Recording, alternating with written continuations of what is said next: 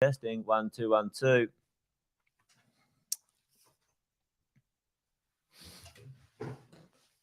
Two seconds.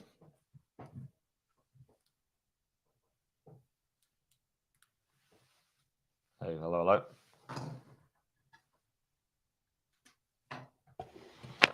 Is that better? Well, some strange things happening this morning. Hello, good morning, folks. Let's see. Hello. Yeah. Okay. We're on. Sorry. Can you hear me? Might be on mute. Yeah, I think I am. All right. Okay. Perfect. Thanks, team. Anyway, you get organised. You do it all and then one little thing. Anyway, hopefully you're all well, team. Welcome to another Wealth Coffee Chat. Good to see you here this morning. Got a few people in the house. Chris, David, Luke, Kevin. Awesome to have you on this morning, folks. I'll do the little warm-ups anyway while things are happening. Jason Witten's my name. If you didn't already know, most of you do, so that's fine.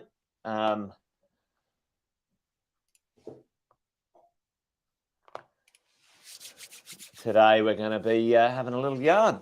We usually do this each weekday, folks. Wealth Coffee Chats, that's what it's called. 8:10. Trying to get to the bottom of what's going on out there in the good old world of property investing. So welcome along. Good to have you here with me today. And if you're new, say a bit of a hello in the chat. James is there. Happy Friday for sure, everyone. Paul, all the way in from Toowoomba. Good to see you, mate. Thanks for joining this morning. Excellent to have you here. Well, I thought I'd do part two of our conversation from yesterday. I thought I was going to fit it all in one day, but sometimes I get rabbiting on and I don't. So luckily we have a couple of days in a row of these conversations. Irene, good morning to you. Great. Thank you for joining us. Good to have you here. Hey, part two of how do I increase my cash flow right at the moment. We've got some high interest rates or higher, let's say, than we've had in the recent past, like in the last couple of years. Just so you know, folks, I think I did this the other day where I was doing a presentation. I went back to my slides that I did in 2019, and I had at that point in time record interest rate lows of 5%. Record interest rate lows of 5% in 2019. The lowest we'd had in, I think, 20 years or something like that, or whatever it was. Anyway, it was pretty interesting. Sharon, good morning to you. How you doing? Good to see you. Hey, listen, this morning I thought we'd talk about the idea of increasing cash flow, either on a property that you have or potentially on a property that is coming. And there's a few different ways to do that. How do I increase my cash flow? How do I increase my income on the real estate that I own? And what are the pitfalls? What are the pros and cons? Some things to look out for, et cetera. So let's dive into it this morning and see what that might look like. So the idea that we either have a property or we are looking to have a property that we rent out. The rent from a regular residential piece of real estate. There's kind of four ways we can create income from a normal. Let's just call it normal, regular residential piece of real estate, right? Right. So there's four ways. There's four basic ways right now available to pretty well everyone in the market how we can rent our properties out. So let's have a bit of a look at this. Number one way, folks, is your normal residential rental, right? So and what's that called? Put it in the chat if you want to. There's four ways, or there's four styles of renting a regular piece of real estate. One is called LTR, which stands for long-term rental. Now, folks, put it in the chat. Pretty well everywhere. I think every state of Australia now, if you are renting your property under a long-term rental agreement, tell me what is the time frame of that rental agreement at the moment, folks? What's the time frame in months? Minimum time frame and the minimum time frame of the ability to increase your rent, folks. Minimum time frame. Tell me in the chat right now what that is. We've got a couple of people here. Morning, Nicole. Yep, it's 12 months. It's pretty well 12 months everywhere. So you can't put your rent up in under 12 months. It was 6 months in Queensland, but now it's sort of a 12-month. It's a 12-month agreement. You can have shorter agreements, but you can't put your rent up. It's weird anyway. But anyway, let's just not get confused. 12 months, okay? And normally that ranges anywhere from sort of, in the right places, 4 to 5% income, okay? Now, number two, a different way of renting an existing piece of real estate, and it's still in this long-term rental, right? Long-term rental. What do you think, folks? It's still long-term rental. How could you increase your income? Quite simply, quite easily, when it comes to a residential piece of real estate, this is still long-term rental, but you fully or maybe even partially furnish the property. Exactly, Chris. Boom, onto it. Furnish the property, folks. Furnish. Furniture. Now, I'm a big fan of furnishing a property because, there's depreciation and also you can bump your rental income.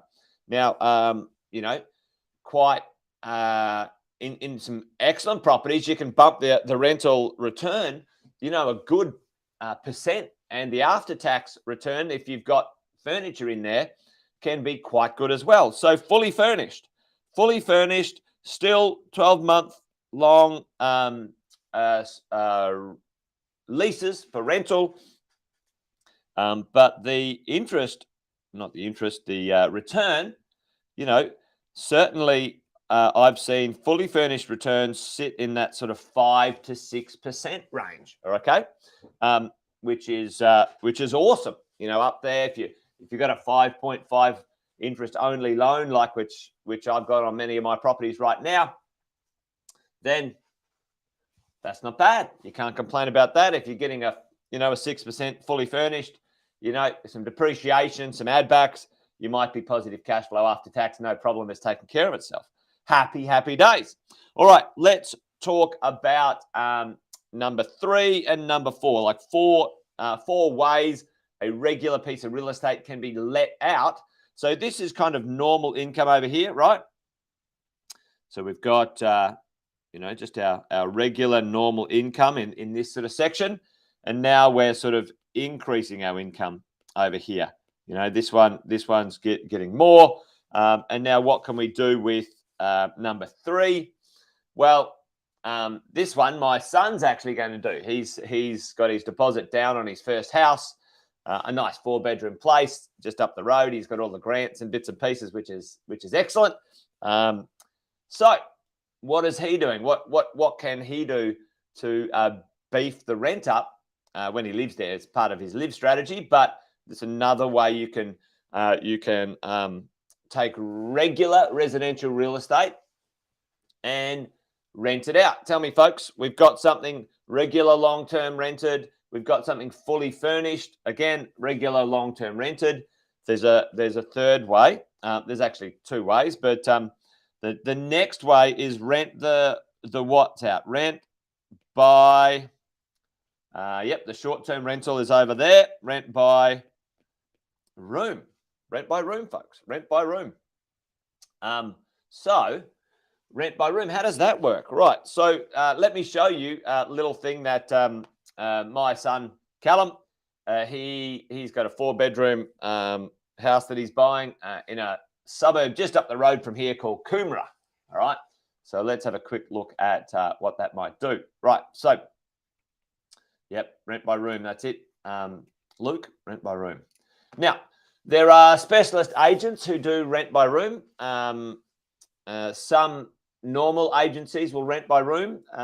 Sometimes it's a bit hard for them to kind of get their heads around that.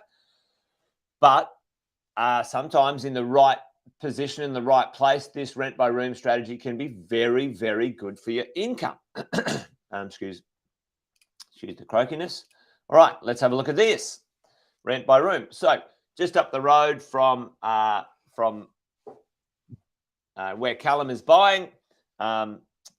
These are on flatmates.com. If you go and have a look around, you go to flatmates.com, anywhere in Australia, there are these listings that can show you, would it be worth it to rent a room out? So you're like $280 a week and 300 a week. All right. So let's just do that. So Callum has 4 rooms in his property. So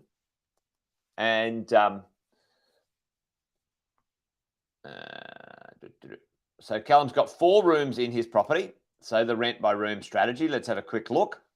He's got 4 rooms in his house, 4 rooms. And this is actually quite a good strategy for the young people,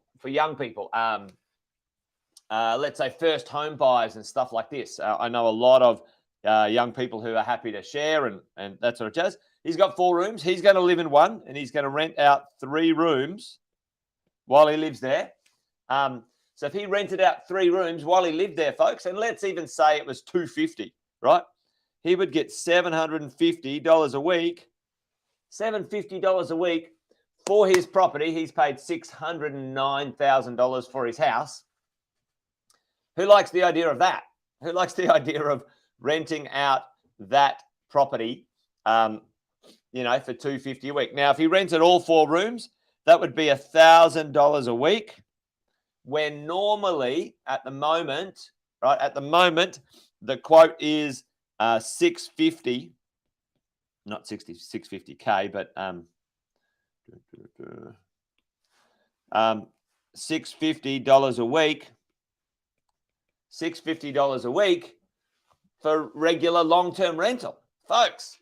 One of the things that, and we'll talk about this in a minute, but this is fantastic. And he's committed to this one, so he's going to live there. He's going to rent 3 rooms out to his mates for $250 a pop. He's actually going to make money. He's going to make money. So the government's given him the $15,000 grant. He's got the stamp duty concession. He's got all sorts of things. And so he's going to make money while he lives in his first home. He's going to rent it out to his mates. Anyway, there you go. Not a bad idea. Not a bad idea. So that's pretty cool way to go, and if you think about it, $250 to $350 looks like the going rate in and around that area, right? $250 to $350, looks like if you furnish it, then it might be a bit more. So he's pretty happy. He's pretty stoked about that. And that's one way to make it work, right, folks? Okay, so the fourth and the last one is the short-term rental. So short let rentals, okay?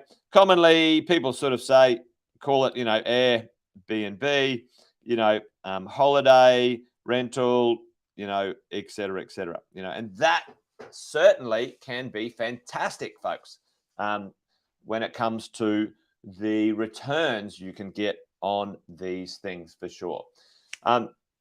What are some of the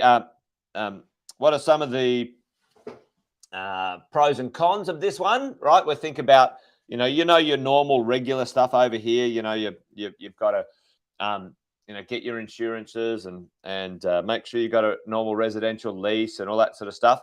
Now, some of the things over this side on these 3, what are the pros and cons there, folks? Let's just chuck it here. Pros and cons. Well, the pros is you can increase your income. That's the pro of this thing. Like, if you treat that property a little differently in how you rent it out, well, you can beef your income up quite nicely. And, many of these returns can be pretty significant. Rent by room, you can go, 6 to 8%. I've seen that work. And over here, you're talking, and this is gross, and this is where you go, 6 to 10% sometimes in this Airbnb short-term letting. What are the downsides? What are the things to be aware of? Well, you have to have a specialist agent. Number one, a specialist agent who specializes in this sort of stuff. Number two, the costs are higher, okay? The rental costs, the agency costs, you might pay, 6, 7, 8% to rent a regular long-term rental out. Well, the costs for rent by room, not necessarily fully furnished, but rent by room and Airbnb strategies, they cost more.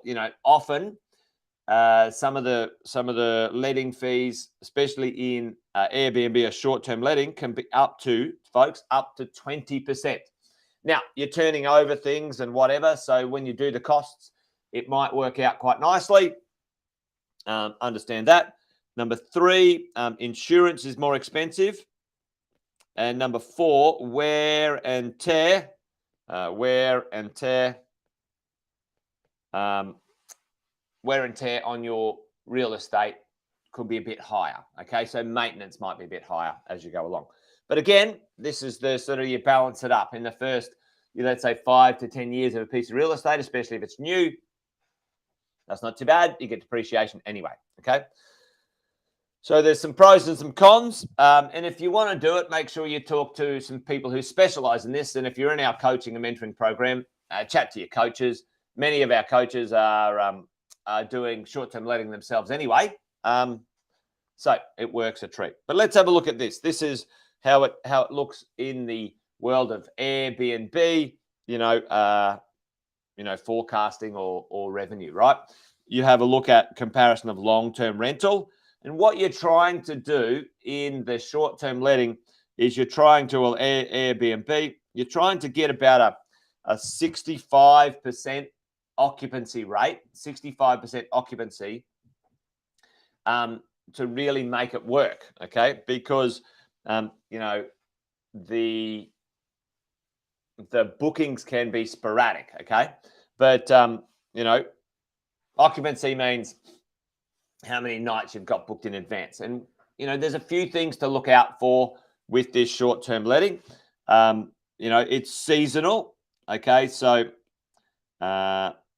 seasonal. So it peaks in certain times. Tell me, folks in the chat, when would be the, Chris, the capital gains tax exemption, certainly if it's your principal place of residence. It's an interesting thing. If you're not claiming the interest on your property and all of the expenses with your renting rooms out, if you're not claiming, depreciation and expenses and all that sort of stuff in your PPR, then it won't mess with your capital gains tax exemption. Okay. So you just declare the income and you pay tax on it. Okay. It's kind of almost irrelevant how you earned it. Only if you're saying, oh, well, I've earned this income and now I deserve to offset the interest as a tax deduction and any of the costs and expenses and stuff like that. And if it's your principal place of residence, then it gets a bit messy. So chat to your accountant about that. Also, Chris, the 6-year capital gains tax, the 6-year capital gains tax exemption kicks in as well. So this is what happens when people claim or rent their houses out for 1 or 2 months a year Airbnb, and they move back into them at the moment. You can fully claim it for 2 months and then you move back in and the 6-year capital gains tax thing kicks off again. So yeah, anyway, great question, Chris. And the answer is chat to your accountant. If you plan in advance, it should not affect it if you understand what to do. Okay. Did that make sense? Hopefully it made sense, mate. But yeah, folks, you're trying to get sort of 65% or more. And you can see, this is one of the quotes that we got from our team doing the short-term rentals down in, where was this one? Where was this one? I think this was in Melbourne, this one. So you can see where the occupancy is higher, obviously in December and January, and there might be some, over here in April, there's some times where there's higher occupancy in your properties, and the pricing is higher, particularly in holiday times, folks. You know what I mean? So understand that one as you go along the way. So is it worth it? Yes, absolutely, it can be. Here's one our team just down in Melbourne. We manage a fair few short-term lets down there, and we just got a booking from the 15th here. If you look from the 15th all the way, I think it was a 170-day booking or something like that on Airbnb, on short-term letting, folks. This is certainly a way.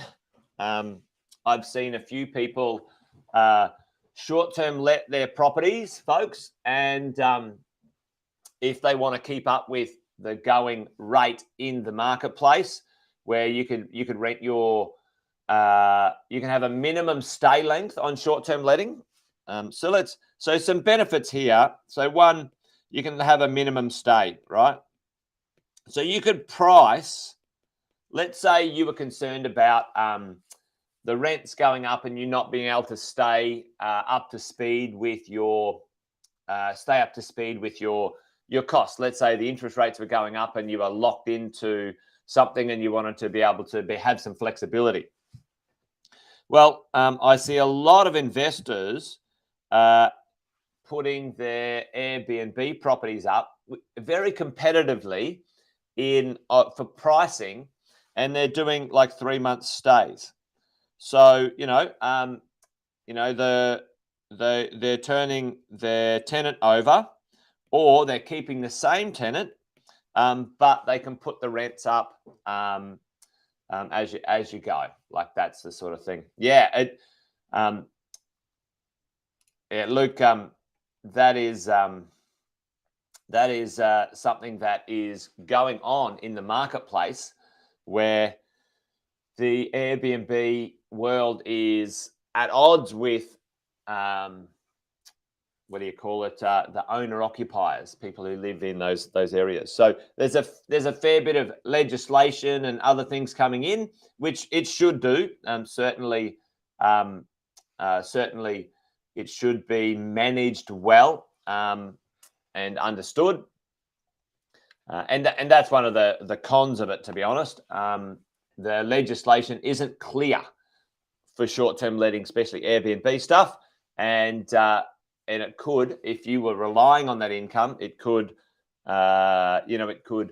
be restricted or changed in the near future. So speak to your coach and your experts about it. We've got some good team that are managing that stuff. The ones that are pretty good are places that are quite holiday centric, or professional CBD centric as we go. So yeah, you're dead right, Luke. So it's interesting in that term. So we've got a couple of really awesome developers we work with over the year. One of them you guys would know, one of our favorite developers, Aria, and they're fantastic. They've got amazing buildings, and they've banned Airbnb in their buildings, right? So no short-term letting at all. And what we see is a bit of a trend. There are quite a lot of owner-occupier buildings that are saying no short-term letting, no holiday letting in our building. And then there are some buildings being built specifically for those who want to short-term let it and generate an extra income. So I think that's going to be part of the future. That's something you're certainly going to look out for when it comes to Airbnb letting, short-term let, holiday let, et cetera, et cetera. Some of the professional letting is quite good, people traveling for work and those sorts of things. But again, this is what happens, folks. Yeah, exactly. Yep, Luke. And And the Cav Corp is exactly the same. They won't allow short-term letting. It ruins their building. It ruins their brand. It annoys the tenants, et cetera, et cetera. And arguably in those buildings, certainly I know for both Cav Corp and Aria, they are getting premiums, like significant premiums in the long-term rental. That makes the, maybe the volatility or the effort to short-term let something unattractive. Do you know what I mean? Yeah, there you go. So hopefully that was useful this morning. There's a bunch of ways you can increase your income when it comes to residential real estate, and they don't all have to be just Airbnb. There's way more ways to do it, right? So you can fully furnish the property and rent it regularly. I quite like that one because it just bumps my income a bit, plus gets me some tax deductions. Rent by room, those things are quite good. But again, you have to find some specialists, or you might need to do it yourself. I don't suggest you do that sort of stuff yourself, because the legislation and issues could be, quite negative if something goes wrong. And short let, Airbnb, holiday letting, those sorts of things. Again, fantastic for income. You've got to make sure you find the right building in the right spot. But there you go. All right, folks, that's it. Done and dusted. Good to see you this morning. Thanks for joining me for another Wealth Coffee chat. I think, I've gone over again. Gee, tell you what, it gets a bit. I need to be more concise, don't I, in my chats. Anyway, I'm rabbiting on now. I should just finish as well. So thanks, folks. Good to see you. Hey, join us tonight. We'll have a Wealth, Wine and Wisdom with my compadre, Andy Fenton. Plenty going on out there. We'll do a bit of a deep dive on it. But thanks for joining us this morning. We'll see you guys next week in the world of Wealth Coffee Chats. Chris, have I ever gone under? Financial under, Chris? I got very close once back in the day in the GFC. I'll tell you a story one day if we get together with a glass of wine. Might curl your toes. There you go, man. All right, brother. Hope you're well. That's it from me, folks. You guys be good. Take care. Remember, this thing's a marathon, not a sprint. It takes time to build your property portfolio. Be patient. Make sure you buy well and don't sell. Have I ever gone under on top? No, I don't think I ever have, Chris. You might be right there. Maybe I'm just kidding myself. There you go. Anyway, there you go. We're all friends. We can share deeply here, can't we? That's what I'm talking about. Anyway, that's it. All right. Now I'm really rabbiting on. I better finish this. All right, folks. See ya. You guys be good. Enjoy the weekend. Bye-bye.